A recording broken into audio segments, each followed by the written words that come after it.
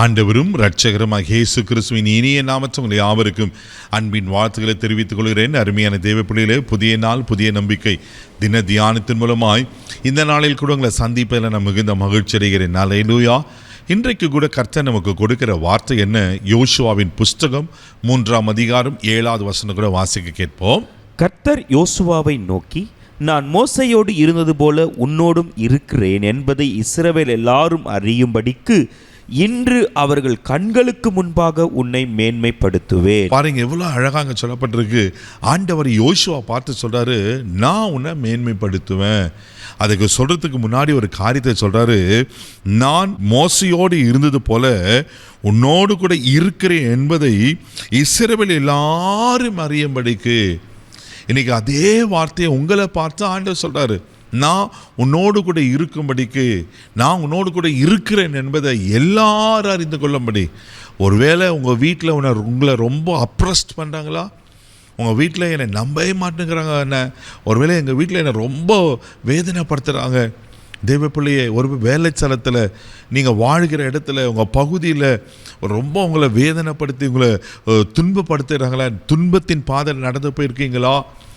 கர்த்தர் உங்களோடு கூட இருக்கிறார் என்பதை அறியும்படிக்கு கர்த்தர் தன் கைவல்லமையை காண்பிப்பார். அல்லேலூயா. தேவப்பிள்ளையில் சோர்ந்து போகாதீங்க. இங்கே ஒரு அற்புதமான சம்பவத்தை பார்க்கிறோம். இப்போது இஸ்ரவேல் ஜனங்கள் கானானை சுதந்திரிக்கணும். போகிறதுக்கு முன்பாக இங்கே யோர்தான் தடையாக இருக்கும். அப்போ அந்த யோர்தான் கரை புரண்டு ஓடுகிற காலம். ஆண்டவர் என்ன சொல்லுவார் சொன்னா, ஆசாரியர்களை உடன்படிக்கை பெட்டியோடு என்ன செய்யணும்னா, அந்த யோர்தான்ல காலை வைக்கும்போது, யோரத்தில் காலை வைக்கும்போது யோர்தான் குவியலாக நிற்கும். யோர்தான் குவியலாக நிற்கும்போது என் ஜனங்களை நான் வழி நடத்துவேன். ஹல்லேலூயா. பாருங்க, அதே யோசுவாவின் புஸ்தகம் 3ஆம் அதிகாரம் 15ஆம் வசனம் கூட வாசிக்க கேட்போம். யோர்தான் அறுப்பு காலம் முழுவதும் கரை புரண்டு போம்.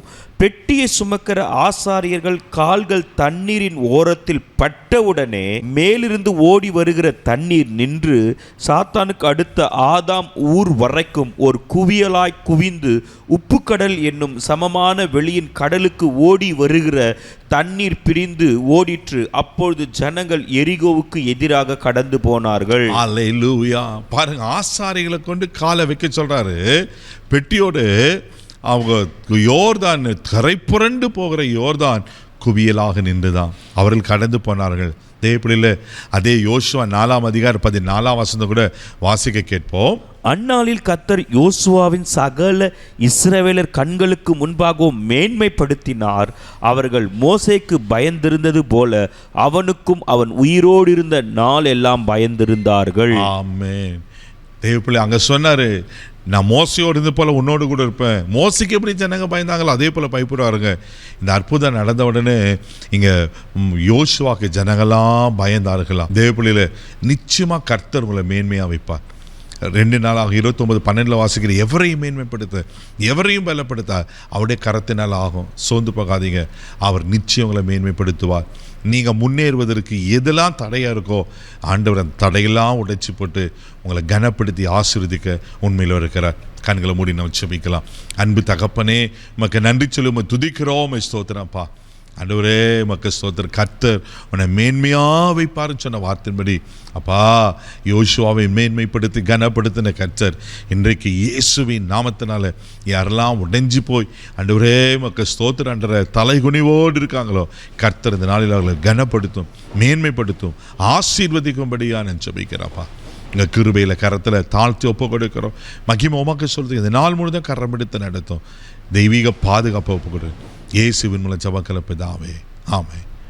கர்த்தர் உங்களை மேன்மையை வைப்பார். தைரியமாக போங்க. God bless you.